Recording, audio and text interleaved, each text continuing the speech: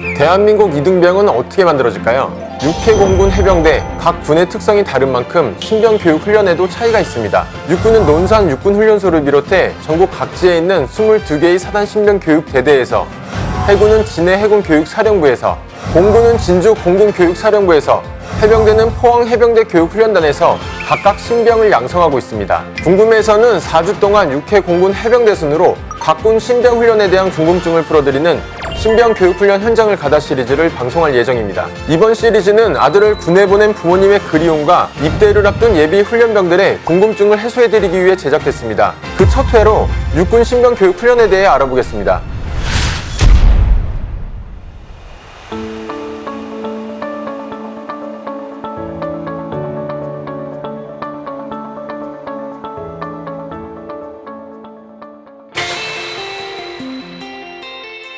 훈련소에 들어가기 전 어떤 준비를 해야 할까요? 먼저 새롭게 바뀐 입영 기준부터 보겠습니다. 기존에는 고등학교 졸업 이상의 학력을 가진 사람 중에서 신체가 건강하면 현역으로 입대했는데, 올해부터는 학력에 상관없이 신체 등급이 1등급에서 3등급이면 현역병으로 입대해야 합니다.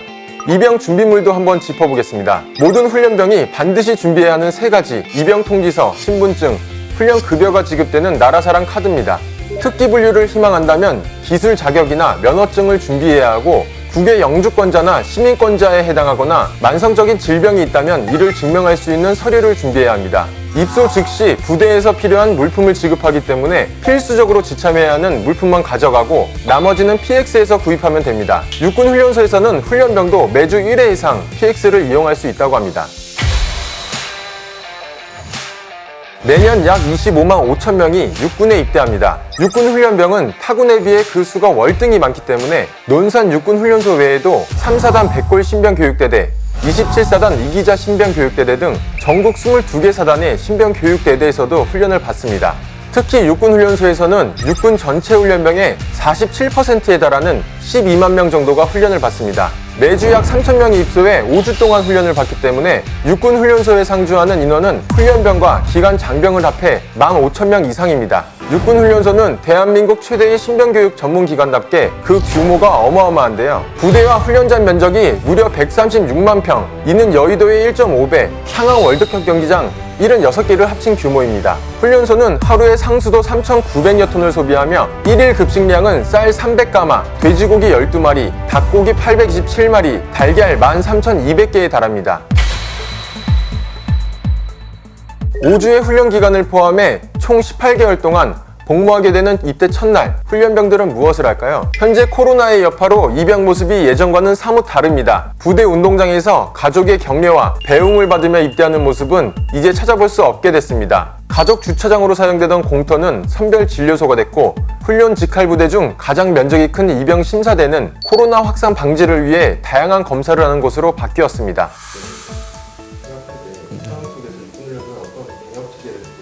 2020년 초반에 코로나19가 비상이 걸렸을 때 그 어느 부대보다도 먼저 선제적으로 과하게 조치하기를 시작했죠. 격리 문제도 그렇고 방역 기본 수칙 준수도 그렇고, 마스크 똑바로 착용하기 위해서부터 손소독제를 충분히 비치해서 손 씻는 문제부터 거리두기 이런 것부터 시작해서 점점 그 업그레이드가 되어 왔습니다. 전체를 보호한다라는 훈련소의 방역 체계에 적응해야 되는 이유를 설명해주고 이해를 시켜주면 우리 훈련병들이 다 잘 이해하고 따라줍니다.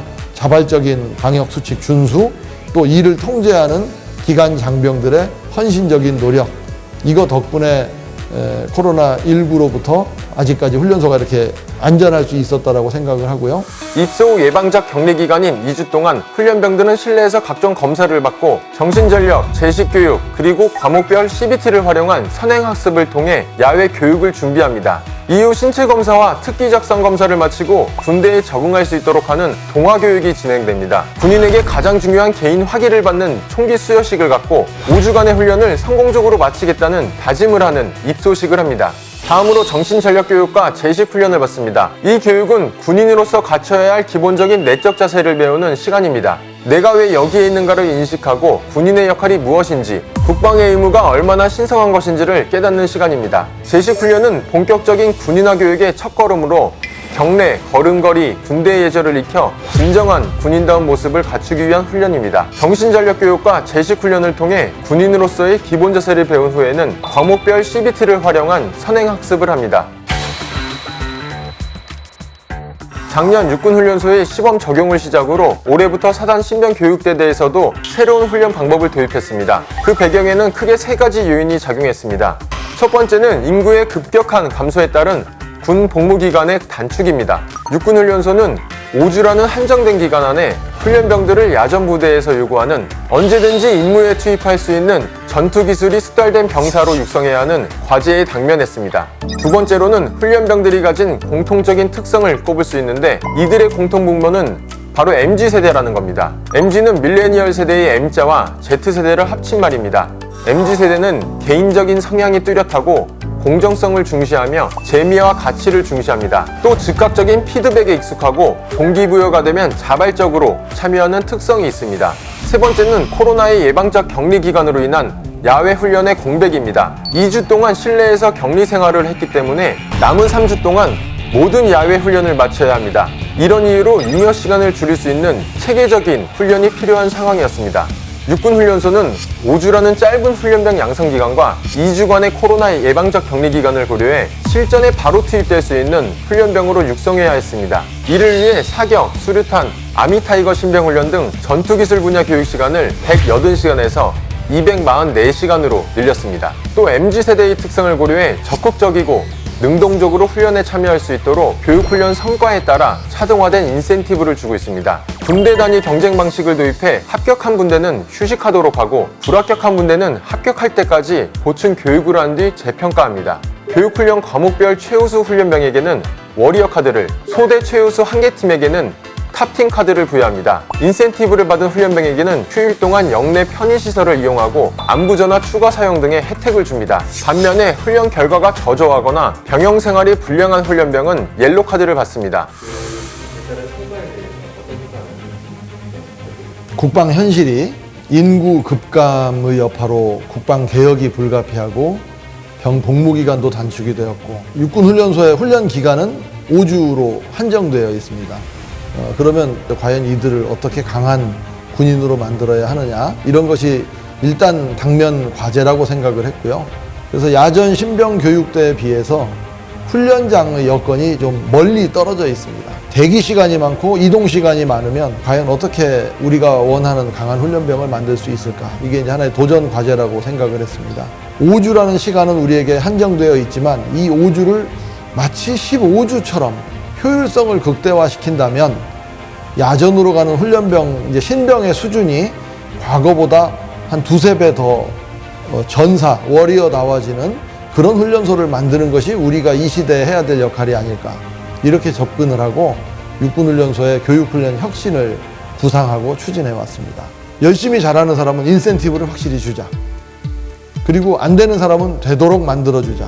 그러니까 되든 안 되든 전체를 끌고 가는 훈련보다는 잘한 사람은 빼내서 인센티브를 주고, 그러면 대상이 줄어들면 이 사람들에게 교육의 질을 더 높여서 이들의 수준을 끌어올리는 이런 방식으로 한다면 밀레니얼 Z세대들에게 동기부여도 되고 잘한 만큼 보상도 받을 수 있는, 그들의 역량을 극대화시킬 수 있는 그런 방법이 아닐까, 이렇게 생각을 해서 분대 단위 측정식 합격제 뭐 이런 방식을 도입을 해서 지금 시행을 하고 있습니다. 먼저 합격한 사람들은 휴식, 먼저 복귀해서 씻고 여가를 즐길 수 있는, 시간은 길지 않겠지만 그런 기회도 주고, 육군훈련소 안에는 빵집도 있고 커피숍도 있고 수제 햄버거집도 있습니다. 그런 곳을 먼저 합격한 분대는 가서 이용할 수 있는 기회를 주는 뭐 그런 것까지도 포함이 되어 있습니다. 단계별로 주차별로 약간의 인센티브가 차등화된 그런 기회를 주다 보니까 훈련병들의 만족도도 높고 열심히 한 만큼 보상도 받고 사기도 오르고 다음 교육에 또 한 번 1등 해보자 하는 뭐 이런 의욕들도 생기고, 그래서 굉장히 기대했던 것 이상의 성과를 나타내고 있습니다.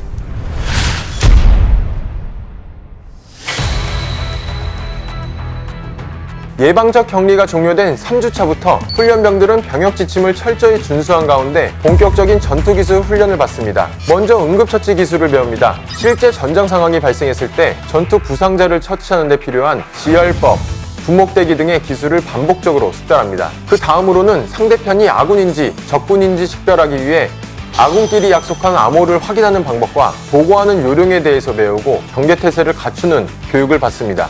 화생방은 적의 화학, 생물학, 핵 공격에 대비해 자신을 보호하고 지속적인 임무 수행을 위한 훈련으로 방독면을 착용하고 최루탄 가스가 나오는 가스실에 들어갑니다. 각계전투는 다양한 지형 지물을 이용해 주야간 이동하는 기술과 각종 장애물을 극복하고 포복, 약진으로 목표 지점을 점령하기 위해 기초 전투 기술을 익히는 훈련입니다.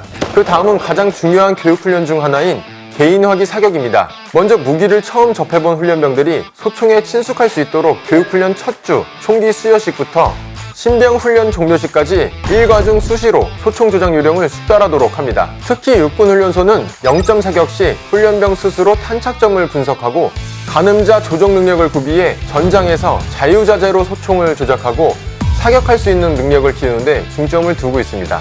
올해부터는 탄피 회수기를 착용하지 않은 채 실거리 사격을 하고 소총이 고장났을 때 훈련병이 직접 응급조치를 할 수 있도록 교육한다고 합니다. 육군훈련소는 훈련병들이 개인화기 사격을 보다 효과적으로 숙달할 수 있도록 창의적인 교보제들을 개발했습니다. 가장 먼저 눈에 띄는 건 삽탄 훈련용 탄입니다. 전장에서 탄을 신속히 삽탄하는 것은 무엇보다 중요합니다.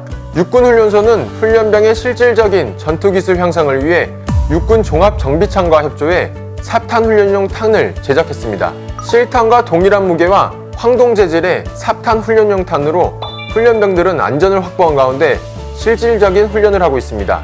조준 실습판도 육군훈련소가 개발한 교보제입니다. 앞면에는 0점 사격 시 조준 방법을, 뒷면에는 거리별 조준 방법이 설명돼 있어 훈련병들이 실제 사격에 앞서 사격 원리와 방법을 충분히 이해할 수 있게 했습니다. 훈련병들이 가장 걱정한다는 수류탄 훈련도 체계적으로 진행됩니다. 쉬워 보일지 몰라도 훈련병들이 수류탄 투척을 어려워한다는데요. 육군훈련소는 테니스공과 모형 수류탄 투척 연습을 통해 훈련병들이 기본 투척 자세를 숙달한 뒤에 세열 수류탄을 투척하는 단계별 훈련 방법을 도입했습니다. 교육 후반부에는 신병 교육훈련 체계의 최종 관문인 아미타이거 훈련이 진행됩니다. 훈련병들을 강력한 육군의 전사로 만들겠다는 강한 포부를 담은 훈련입니다. 훈련병들은 야외 훈련장에서 수경을 하며 훈련 첫날에는 경계 근무 간 행동 요령 교육을 시작으로 구급법, 전투 상황 속 생존법 등을 숙달합니다.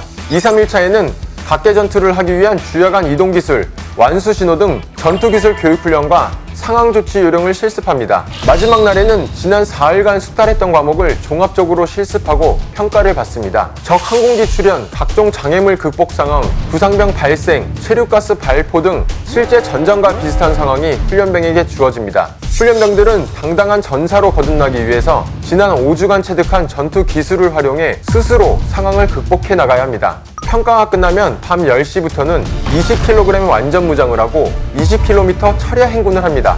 다음날 새벽 행군을 마친 훈련병들이 복귀하면 자부심을 고양하는 의식인 육군전사 인증식이 열립니다.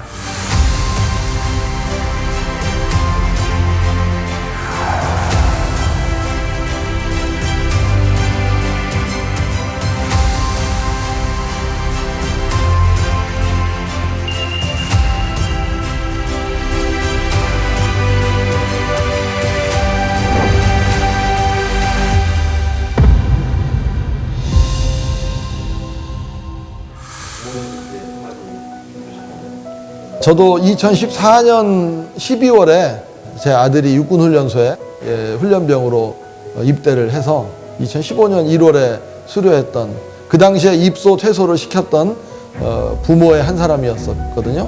현역 군인이 내 아들을 군에 보내는데도 아버지로서의 마음이 굉장히 복잡하더라고요.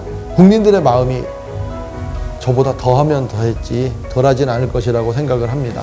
아드님을 우리 군에 맡기는 부모님들의 심정 충분히 헤아리고, 또 그렇게 늠름하게 나라를 지킬 수 있는 훌륭한 청년으로 성장시켜 주신 우리 국민 여러분, 부모님들께 진심으로 감사의 말씀을 드리고, 이들이 인생의 가장 황금기라고 할 수 있는 20대 초반의 시기를 국가를 위해 또 군을 위해 헌신하기 위해서 입대를 했는데 이들의 군 생활이 앞으로의 인생에 도움이 될 수 있도록 좋은 계기가 될 수 있도록 도움을 주는 그런 군 생활이 될 수 있게 도와주고 싶고 그 첫 단추를 꿰는 육군훈련소에서 그런 자신감을 주기 위해서 노력하겠습니다. 군 생활하는 동안에 다치거나 아프지 않고 건강하게 전역할 수 있도록 최선을 다하겠습니다. 아버지의 마음으로 손자병법에 나오는 시졸 여애자 부하보기를 사랑하는 자식 보듯이 하라라는 그 말뜻을 육군훈련소의 모든 장병들이 가슴에 새기고 아드님들을 건강하게 훈련시키겠습니다. 믿고 맡겨주십시오. 감사합니다. 이번 시간에는 육군 훈련병들이 다양한 훈련을 통해 점차 군인으로 변해가는 모습을 봤는데요. 5주간의 훈련이 끝나면 훈련병들은 정들었던 훈련소를 떠나 각자 배정된 부대나 병과 학교로 이동하게 됩니다. 지금 이 시간에도 최선을 다해서 훈련에 임하는 육군 훈련병을 응원하면서 이번 영상을 마치겠습니다.